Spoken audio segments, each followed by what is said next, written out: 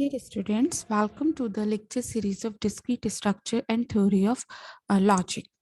Last video में हमने पोसिट के बारे में पढ़ा था। कौन कौन सी प्रॉपर्टीज हैं जो पोसिट के थ्रू फॉलो की जाती हैं, पार्शियल ऑर्डर रिलेशन कैसे बनता है, यूजुअल ऑर्डरिंग क्या होती है। इस लेक्चर में, इस वीडियो में हम हेज डायग्राम के बारे में पढ़ेंगे। Hedge diagram basically pictorial representation होता है पोसिट का। Pictorial representation of POSIT, partial ordered set। Generally जब हमने रिलेशन पढ़े थे, तो रिलेशन को जब हम ग्राफ की फॉर्म में डिनोट करते हैं तो उसको हम बोलते हैं डाइग्राफ। रिलेशन को ग्राफ की फॉर्म में डिनोट करने पे उसको बोलते हैं हम डाइग्राफ। जबकि जब हम पोसिट को पिक्टोरियल रिप्रेजेंटेशन में रिप्रेजेंट करते हैं वो होता है हेज डायग्राम के थ्रू। हेज डायग्राम में कुछ कंडीशंस होती हैं जो हमें फुलफिल करवानी होती है, जिसमें सबसे पहली कंडीशन ये आती है कि हेज डायग्राम में हम कोई भी लूप या कोई भी साइकिल को रिप्रेजेंट नहीं करते। हम कंसीडर करते हैं कि इसमें कोई भी लूप नहीं है, कोई साइकिल नहीं है। सेकंड कंडीशन ये होती है कि no direct path if transitivity exists, if transitivity exists।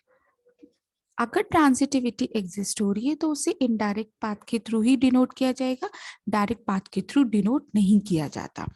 Third case आता है कि इसमें कोई भी एरोज नहीं होती, no arrow for direction. Direction denote करने के लिए हम कोई भी एरो का यूज नहीं करते। बाय डिफॉल्ट जो डायरेक्शन होती है वो हम कंसीडर करते हैं, बाय डिफॉल्ट जो डायरेक्शन कंसीडर की जाती है वो बॉटम टू टॉप होती है, बॉटम टू टॉप, लाइक इस फॉर्म में। अगर एक रिलेशन है ए बी, इसका मतलब है कि ए बी से रिलेटेड होगा। बाय डिफॉल्ट हम इसको इस तरीके से अपवर्ड डायरेक्शन में ही कंसीडर करते हैं, टॉप टू बॉटम कंसीडर नहीं करते हैं। यहाँ पे हम कोई भी वर्टेक्सेस को हम वर्टेक्सेस जो है वो सर्कल के थ्रू डिनोट नहीं करते हैं। No vertex, just use dot से डिनोट करते हैं वर्टेक्सेस को। ओके, तो आप जैसे एक एग्जाम्पल है, हमें एक एग्जाम्पल दिया हुआ है, एक डायग्राफ दिया हुआ है जिसमें एक नोड है ए, एक वर्टेक्स ए, एक वर्टेक्स बी, एक वर्टेक्स सी और एक कनेक्शन है ए टू सी। अगर हम इस डायग्राफ को देख के ऑर्डर्ड पेयर निकालें आर के, तो वो आएंगे ए कॉमा ए क्योंकि ए से सेल्फ लूप है, ए कॉमा बी क्योंकि ए से बी पे डायरेक्ट पाथ है, बी से ए पे नहीं है, बी कॉमा बी क्योंकि बी पे सेल्फ लूप है, बी कॉमा सी क्योंकि बी से डायरेक्ट पाथ है, सी कॉमा सी, सी से सेल्फ लूप है, और ए कॉमा सी। यहाँ पे ट्रांजिटिविटी भी है, this is a poset. Transitivity भी है क्योंकि A to B, B to C, then A to C. Self loop है यानी हर एलिमेंट अपने आप से रिलेटेड है, और एंटीसिमेट्रिक भी है कि ए टू बी है तो बी टू ए नहीं है, या बी टू सी है तो C to A, C to B नहीं है, या ए टू सी है तो सी टू ए नहीं है। तो दिस इज पोसेट। अब इस पोसेट पे अगर हमें डायग्राम बनाना है, हेज डायग्राम बनाना है, तो सबसे पहले हम रिमूव करेंगे सेल्फ लूप। सेल्फ लूप जब हम रिमूव करेंगे तो हमारा डायग्राम हो जाएगा A B C and A to C. Second step में हम रिमूव करेंगे डायरेक्शन, जब हम रिमूव करते हैं डायरेक्शन और बाय डिफॉल्ट हमारी डायरेक्शन टॉप टू बॉटम होगी, तो हमारा डायग्राम हो जाएगा A to B, B to C and A to C. Okay, third third step में हम क्या करेंगे, रिमूव करेंगे एरोज। तो ए बी सी, ये एरो हट जाएगा यहाँ पे, दिस विल नॉट बिकम, तो सी एंड ए सी। अब फोर्थ स्टेप में हम रिमूव करेंगे direct transitivity, remove direct transitivity. Direct transitivity जब हम रिमूव करेंगे तो diagram will be A to B and B to C। और लास्ट स्टेप, फिफ्थ स्टेप में हम रिप्लेस करेंगे, रिप्लेस वर्टेक्स विथ डॉट्स। तो डायग्राम क्या हो जाएगा, A B एंड C। अब यहाँ पे देखिए आप, अगर ये हेज डायग्राम है, इस हेज डायग्राम में कोई भी सेल्फ लूप नहीं है, पर हेज डायग्राम हमेशा पोसेट का बनता है। That means by default ordered pair A comma A होगा, बी कॉमा बी होगा एंड सी कॉमा सी होगा। A to B preceding relationship है, तो it will be A to B to C and A to C, क्योंकि A to B to C, hence A to C. Direct connectivity को हम remove कर देते हैं, ठीक है, डायरेक्ट ट्रांजिटिविटी को हम रिमूव कर देते हैं। तो इस तरीके से हम हेज डायग्राम ड्रॉ करते हैं। एक और एग्जांपल लेते हैं इसका। Suppose we have a numerical, draw Hasse diagram for D12। यहाँ पे D12 का मतलब है कि जो सेट होगा A, वो होगा, जो सेट A होगा उसकी वैल्यू होगी all the elements, all the factors of 12 या numbers which divides 12। Okay, and relationship जो होगी, यूजुअल प्रीसीडिंग ऑर्डरशिप या यूजुअल ऑर्डरिंग जो होगी, वो होगी A डिवाइड्स B, यानी A precedes B if A divides B। तो इस बेसिस पे सेट A के एलिमेंट आ गए 1, क्योंकि 1 12 को डिवाइड कर सकता है, 2 12 को डिवाइड करता है, 3 4 6 and 12। These are the set of element and relationship A divides B। अब इस बेसिस पे रिलेशन R के जब ऑर्डर्ड पेयर निकालेंगे तो आएंगे 1 divides 1, 1 divides 2, 1 divides 3, क्योंकि 1 हर नंबर को डिवाइड कर सकता है, 1 divides 6, 1 divides 12।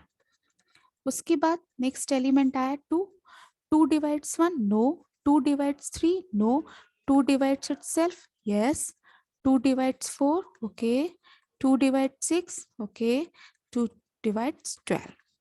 Next element 3, 3 divides 1, no, 3 divides 2, no, 3 divides 3, 3 divides 4, no, 3 divides 6, 3 divides 12। Similarly, 4 divides 4, 4 divides 12, 6 divides 6, 6 divides 12 and 12 divides 12। ये हमारे ऑर्डर्ड पेयर आ गए। इस ऑर्डर्ड पेयर से अब हमें हेज डायग्राम बनाना है।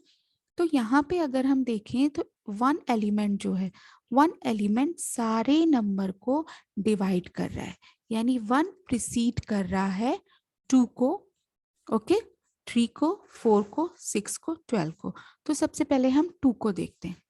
2 प्रीसीड करेगा 4 को, 4 प्रीसीड कर रहा है 12 को। ये हमें कैसे पता चला? ये ऐसे पता चला कि 1 का ऑर्डर्ड पेयर 2 से, 2 का ऑर्डर्ड पेयर 4 से है, 4 का ऑर्डर्ड पेयर 12 से है, यानी 1 की ट्रांजिटिविटी 4 और 12 से हो गई। सिमिलरली 1 प्रीसीड कर रहा है 2 को, 2 प्रीसीड कर रहा है 6 को, क्योंकि 2 का ऑर्डर्ड पेयर 6 से भी है, और 6 प्रीसीड कर रहा है 12 को। सिमिलर वे में 1 प्रीसीड कर रहा है 3 को, 3 प्रीसीड कर रहा है 6 को, और 6 प्रीसीड कर रहा है 12 को। नेक्स्ट आया 1 प्रीसीड्स 4, लेकिन 1 और 4 के बीच में ट्रांजिटिविटी लगी हुई है तो हम डायरेक्ट नहीं शो करेंगे। नेक्स्ट एलिमेंट 1 प्रीसीड 6, तो 1 और 6 के बीच में भी ट्रांजिटिविटी है 2 के थ्रू और 3 के थ्रू, तो हम 1 से 6 पे भी डायरेक्ट नहीं दिखाएंगे। 1 to 12, 12 से उसकी ट्रांजिटिविटी तीनों केसेस में आ रही है, यानी 1 से 12 का डायरेक्ट प्रीसीडिंग रिलेशनशिप नहीं बनेगा। तो इस बेसिस पे जब हम हेज डायग्राम बनाएंगे तो 1 से डायरेक्ट प्रीसीडिंग हो रही है 1 और 3। डायरेक्ट प्रीसीडिंग का मतलब है कि 1 डायरेक्टली रिलेटेड है 2 से, 1 डायरेक्टली रिलेटेड है 3 से, और अगर 1 ऑर्डर्ड पेयर 2 है तो इसका मतलब होता है 1 precedes 2, 1 precedes 3, 1 precedes 4, 1 precedes 6, 2 precedes 12, 2 precedes 6, 2 precedes 4। फिर 3 की बात करें, 3 प्रीसीड कर रहा है 6 को, 6 प्रीसीड कर रहा है 12 को। सिमिलर वे में 1 प्रीसीड कर रहा है 2 को, 2 प्रीसीड कर रहा है 4 को, और 4 प्रीसीड कर रहा है 12 को। सेम वे में 2 6 को भी प्रीसीड कर रहा है, यानी 2 प्रीसीड्स 6। तो अब इस हेज डायग्राम से आप अगर अपने ऑर्डर्ड पेयर मैच कराओगे तो they will be the same.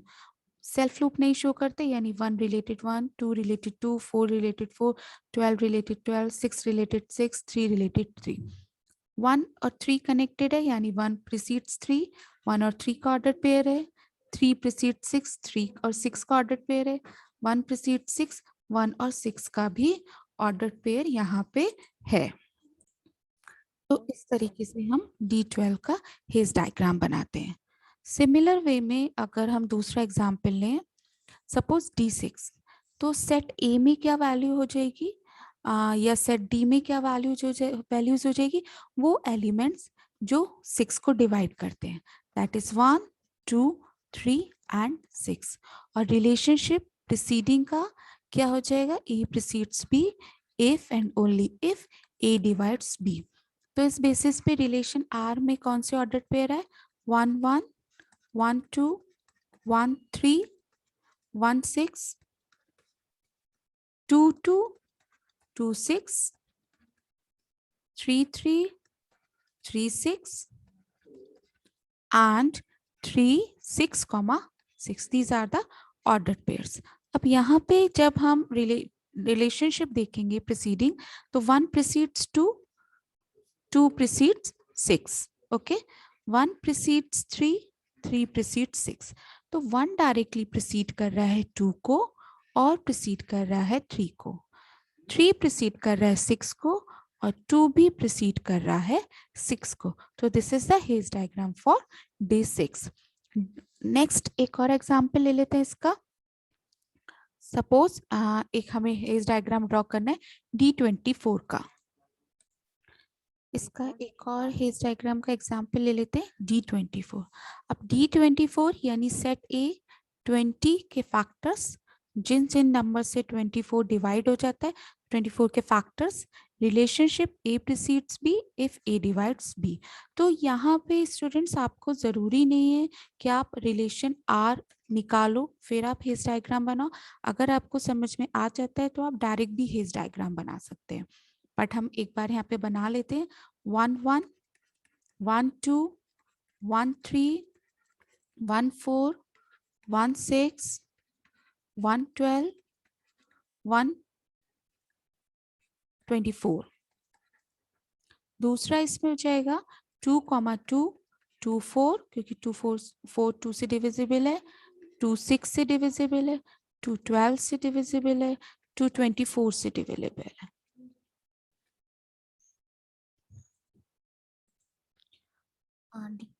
224 के बाद आ जाएगा 3 3, क्योंकि 3 खुद से डिविजिबल है, 3 6 क्योंकि 3 4 से डिविजिबल नहीं है, 4 3 से डिविजिबल नहीं है, 3 12, 12 3 से डिविजिबल है, एंड 3 24। सिमिलर वे में 6 12, 6 6, 6 24, 6 24, same 12 12, 12 24 and 24 24। these are the ordered pairs। अब इनका जब हम प्रीसीडिंग रिलेशनशिप चेक करेंगे तो 1 का ऑर्डर्ड पेयर 2 से है, 2 का ऑर्डर पेयर 6 से, नॉट 3, तो 2 का ऑर्डर पेयर 6 से, 6 का ऑर्डर पेयर 12 से, 12 का ऑर्डर पेयर 24 से। 1 का ऑर्डर पेयर 2 से है, 2 का ऑर्डर पेयर 4 से भी है, 4 का ऑर्डर पेयर 12 से, 12 का ऑर्डर पेयर 24 से। 1 का ऑर्डर पेयर 3 से, 3 का 6 से, 6 का 12 से एंड 12 का 24 से। तो इस प्रीसीडिंग रिलेशनशिप में अगर हम चेक करते हैं तो 1 डायरेक्टली 2 को और 3 को प्रीसीड कर रहा है, बाकी 6, 4, 12, 24 से उसकी ट्रांजिटिविटी लग रही है। 6 डायरेक्टली 12 को प्रीसीड कर रहा है और 12 डायरेक्टली 24 को प्रीसीड कर रहा है। तो 1 डायरेक्टली प्रीसीड कर रहा है 2 को और 3 को, 2 डायरेक्टली प्रीसीड कर रहा है 4 को, 4 डायरेक्टली प्रीसीड कर रहा है 12 को और 12 डायरेक्टली प्रीसीड कर रहा है 24 को। सिमिलर वे में 3 डायरेक्टली प्रीसीड कर रहा है 6 को, 6 डायरेक्टली प्रीसीड कर रहा है 12 को और 12 डायरेक्टली प्रीसीड कर रहा है 24 को। ये वाला हो गया, ये वाला हो गया। अब ये वाला बचा 2 preceded 6, 6 precede 12 and 12 precede 24. So this is the Hayes diagram for D24. एक और एग्जाम्पल ले लेते हैं। सपोज यहाँ पे हमने लिया, हमें हेज डायग्राम ड्रॉ करना है D30 का। समटाइम्स D30 को लिखा होता है डिवाइड्स रिलेशन के साथ 30। Again relation preceding order divides का और सेट 30 के जो डिविजिबल नंबर्स हैं वो सारे के सारे सेट ए में आ जाएंगे, जैसे 1, 2, 3, 5, 10, 15, 30। तो यहाँ पे हम एक डायरेक्ट कर रहे हैं, बिना ऑर्डर पेयर बना है, तो यहाँ से देखेंगे तो 1 प्रीसीड करेगा 2 को, 2 प्रीसीड करेगा 10 को और 10 प्रीसीड करेगा 30 को। 1 प्रीसीड करेगा 3, 3 प्रीसीड करेगा 15 को और 15 प्रीसीड करेगा 30 को। 1 प्रीसीड करेगा 5 को, 5 प्रीसीड करेगा 15 को, 15 प्रीसीड करेगा 30 को। 1 प्रीसीड कर रहा है 5 को, 5 10 को और 10 30 को। तो यहाँ पे जो 1 है डायरेक्टली 2 को, 3 को और 5 को प्रीसीड कर रहा है। 2 डायरेक्टली 10 को प्रीसीड कर रहा है, 3 डायरेक्टली 15 को प्रीसीड कर रहा है और 5 15 और 10 दोनों को प्रीसीड कर रहा है। तो इस बेसिस पे 1 precedes 2, 3 and 5 डायरेक्ट प्रीसीड कर रहा है। 5 precedes 15, okay, 15 precedes 30। 1 precedes 3, this is 1 precedes 15, 15 precedes 30। 3 precedes 6 and 2 precedes 6, 6 precedes 30। Similar way में 1 precedes 5, 5 precedes 10 and 10 precedes 30। तो यहाँ पे एक एलिमेंट और छूट गया है, फैक्टर्स में 6 भी आएगा, यानी एक रिलेशन बनेगा 1 precedes 2, 2 precedes 6, 6 precedes 30। तो यहाँ पे 6 एलिमेंट छूट गया था, जो 6 ऑल्सो डिवाइड्स 30। तो सेम वे में 1 precedes 2, 2 precedes 6, 6 precedes 30। अगर इनसे आप ऑर्डर पेयर बनाना चाहो तो वो भी बन सकते हैं। 1 का ऑर्डर पेयर 2 से, 2 का ऑर्डर पेयर 10 से और 10 का ऑर्डर पेयर 30 से, प्लस 1 का ऑर्डर पेयर 1 से, 1 का ऑर्डर पेयर 10 से और 1 का ऑर्डर पेयर 30 से, 1 का ऑर्डर 2 का ऑर्डर पेयर 30 से। इस तरीके से चाहे तो आप प्रीसीडिंग रिलेशनशिप निकाल लो, चाहे आप ऑर्डर पेयर बना लो। सबसे इजी वे रहता है कि सबसे पहले आप आर चेक करो कि आर में कौन कौन से ऑर्डर पेयर बन रहे हैं, उस बेसिस पे आप प्रीसीडिंग रिलेशनशिप निकालो। यहाँ पे अगर आपको डायरेक्ट बनाना आ गया है तो आप बिना ऑर्डर पेयर या बिना प्रीसीडिंग रिलेशनशिप चेक करे भी आप डायरेक्ट किसी का भी हेज डायग्राम बना सकते हो, ठीक है। और आप प्रैक्टिस में स्टूडेंट्स 42, D28 आप किसी का भी ट्राई कर सकते हो। तो आपको हेज डायग्राम समझ में आ गया होगा। अगर आपको कुछ डाउट लगता है तो आप कमेंट बॉक्स में अपनी क्वेरी लिख सकते हैं। Thank you so much.